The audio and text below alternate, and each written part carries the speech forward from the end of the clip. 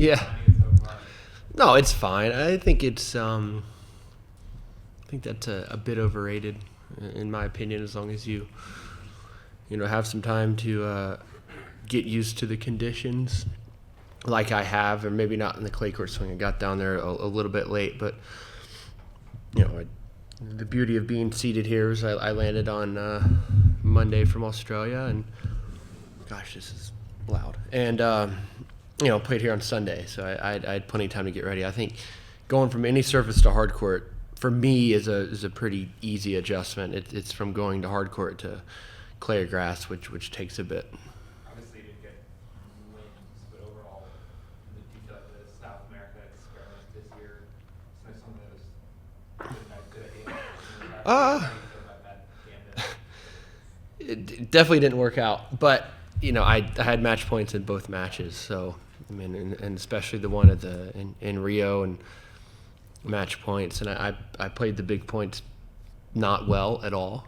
And I think if I won that match, I could have gone very deep in that tournament. So on paper, it looks like a very bad decision, but I don't think it was as bad as it really looked. I wanted to get a 500 in, and it just didn't work out. So that happens, but I learned from it, and it was a poor effort on my part to not play better, I guess. If you had known that you would be playing on grass, so you've got hard clay, grass, a lot of different surface changes. Yeah, no, see that didn't really. Well, again, I didn't know we were going to play on grass, but I don't think it was that big of an issue. I mean, I lost early. Got out of South America quickly, then had some time to practice on hard courts in the U.S., and then we got to Australia on Saturday before playing on Friday to get used to the grass. And so I think after like 4 days, I started feeling pretty comfortable on the grass, so it was fun.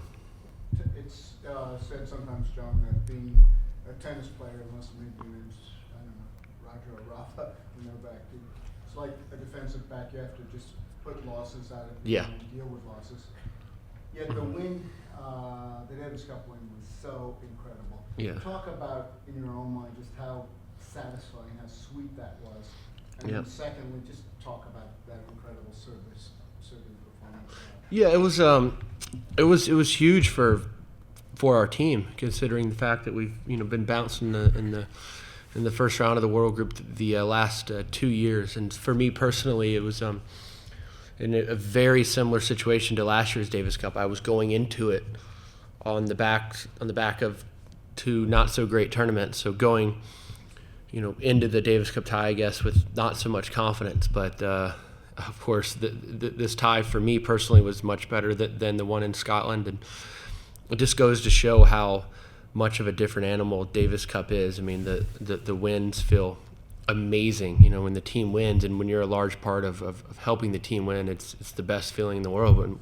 When you're a big part of the team losing, it's the worst feeling in the world. So I flipped it completely from 2015 in here in 2016. So we're moving on. We're in the quarterfinals. We have it at home, and we have a lot of options with our team. So it's a good spot to be in. As for my serving, grass court can it can lend itself to some very good serving days, and it was certainly some good serving conditions for me out there. And once I got the first match under my belt on Friday, I became a lot more comfortable, and I had a great rhythm out there. I mean, double faults and almost 50 aces, so it was pretty good on my part, I guess. So I'm glad I was able to do it, and I'm glad I was able to help out our team. And does a win like that just erase the bitter taste of the Ward match? Yeah, it does. I mean, that Ward match is, oh man, it took me a long time to get over that one. That was brutal. But it does kind of get the taste out of my mouth a little bit. As far as people ask me, gosh, well, you go to Australia right before Indian Wells, it wouldn't change it for anything. I wanted to go down there, and I wanted to compete. I needed that for this event and for Miami as well. Even though it's far away, whatnot. But tennis players are pretty much used to changing conditions and time changes and whatnot. So I needed that competition for me personally going forward. There was something on the radar gun that popped up during your match against Colin.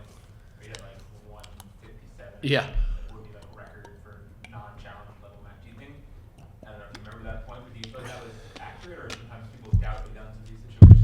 It was mean- pretty high above what you were rating the rest of the day. So I don't know. Hey, I don't know. It popped up, and I'm going to take it. So, I also consider that the world record because, no offense to Sam, in a challenger, it's in Asia or something like that. Yeah, I'm going to take it. And people ask me what my biggest serve is. I'm going to say I'm the world record holder now. So, feels good. Even today, it was 23 aces in 2 sets, and Yeah. it's not different from 49-4. So Mhm. how did you find the conditions here? It was Yeah. cold in the. Mhm. How did it suit you? Yeah, it's very good serving conditions at this tournament. It always has been. The ball moves through the air pretty quickly. At the same time, it bounces really high as well. So for big servers like myself, this is it's very good condition. So yeah, 23 aces in 2 sets is pretty good. But I'm going to need to keep serving like that if I want to keep moving forward in this event. You played with Karlovic, I think, once, but you're playing doubles with Milos this week. Mhm. Very different playing with one of the other. Having a guy that serves. Yeah, but that was so long ago when I played with Evo. Much better player now than I was then. So, but playing with there's also a big language barrier when I was playing with Evo as well. So it was a bit awkward. So I don't have that with Milos right now. We had a good win. First round and an incredible atmosphere out there. So I had a lot of fun playing with him, and of course we're both going to serve big out there. I think we have a match tomorrow. We should be a lot more comfortable out there as well.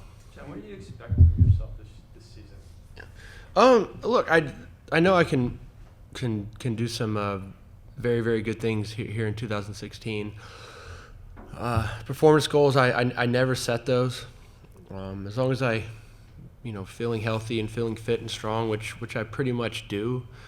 I can be a very big force out on the tour. I feel like I can beat anyone. So I'm doing all the right things. Even though I'm 30, approaching 31, I still feel really good. I feel strong. I feel fit, and that's extremely important. It's also encouraging for me to see that guys are playing into their mid-30s now and playing very well. So I don't think I'm any different as far as that goes. I'm looking forward to a lot of good years ahead. If you don't set performance goals, what are the goals you set for yourself?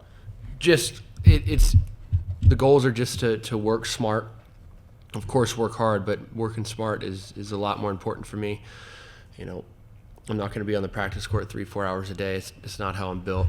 I need to spend just as much time in the gym as I do on the practice court, take care of my body, eat well, do all those things. Stay fit and stay healthy, which I've done for the most part throughout my career. Of course, I've had little things pop up here and there, but I haven't ever been out for a prolonged period of time. So I just want to keep that up. John, you get tested a lot as a Mhm. player. Just curious if you can share a couple of Yeah. Yeah. I mean, we all get tested a lot. I know I do. I think I led the league last year in home test or something. They ring my doorbell at 6 a.m. It's brutal, but it's good for the sport that they're always checking up on us. Our team got checked in Davis Cup as well at 6 a.m. We had some good bonding on the testing room there at our hotel. So, but as far as Maria goes, it seems to me it was an unfortunate situation for her. She admitted her mistake, and it's a tough pill to swallow for tennis in general, because she's such a huge draw, and especially on the women's side. So hopefully I would hope that she doesn't get a 4-year ban. That could be extremely detrimental. We'll see what happens. Tennis is a lot better when she's around. John, when you say 6 a.m., is that 6 a.m. the day of a match in Davis Cup? No, they wouldn't do it the day of a match. So what the day after? It was early on. It was fine actually because we were all jet lagged anyways. But I think it was like Monday or something. okay. But for me, each player that's in the drug testing pool has to give 1 hour where they know they're going to be home. So when I'm home in Florida, I know I'm going to be sleeping between 6 and 7 a.m. So if I hear my doorbell come, I got to take the test. I think the rule is if they come outside that hour and I'm not home, obviously, if it's 2 in the afternoon, I'm out doing something. I can't get in trouble if I'm not there. Regardless of a player for his stature, John, being away from the tour, I mean, what are your feelings about someone taking something that might be potentially performance enhancing for a number of years? Well, it wasn't illegal, I guess, and I'm not one to judge. I'm going to take her word for the fact that she was using it for the issues she was having with her health. She admitted that she should have stopped taking it had she known, but I guess it's good that a product like that is banned now. I wouldn't know anything about it, but I'm not going to call her a liar or anything like that. I'm gonna take her word for it. John, Last question. you've obviously those of us have gotten to know Justin as a player, a very emotional player, and a lot of emotional management involved in his career. But then as an analyst, we see the cerebral side, the analytical side. What's that relationship been like with you guys with respect to your game plan and the scouting that he's doing for other players? Yeah. How much of that is going on, and how much has that helped so far? Yeah, I think it's helped a lot. I think our relationship is a bit more than a year old now, and I think it's been very fruitful for both parties. I mean, I finished at my highest ever ranking last year at number 11. I've always been in the top 20, but going from 15 to 11, it's a pretty big jump. So I had a great year last year. We're working well together. We're actually polar opposites in a lot of regards. He freaks me out in the kitchen because I'm super neat. He's not. He's very meticulous with the details on the tennis court and what I need to do on the tennis court and away from the court. I'm the one that's very careful and very detailed. So we work well together. We know each other's strengths and weaknesses, and he's a great guy to have on my side because he does know the game so well. And for me, it's been a big help. Just one more quick one, thanks. Thank you. So you're known for the Wimbledon Marathon. Mm-hmm. Now you're Mr. 157. Mm-hmm. If you get a third thing, a trifecta, which you want to... Golly.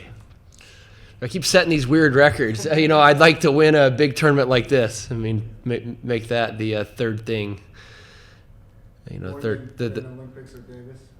Well, I mean, winning a tournament like this would be, huge. The Davis Cup also is very big. We've, as far as the teams I've been a part of, we've been as close as the semifinals. But it appears that we have a home tie, and if we do win, we think we could have another home tie as well. So Davis Cup now that we're in the quarterfinals is going to be a big focus of mine. That Davis Cup tie is before the Olympics as well, so I'm not thinking about anything else.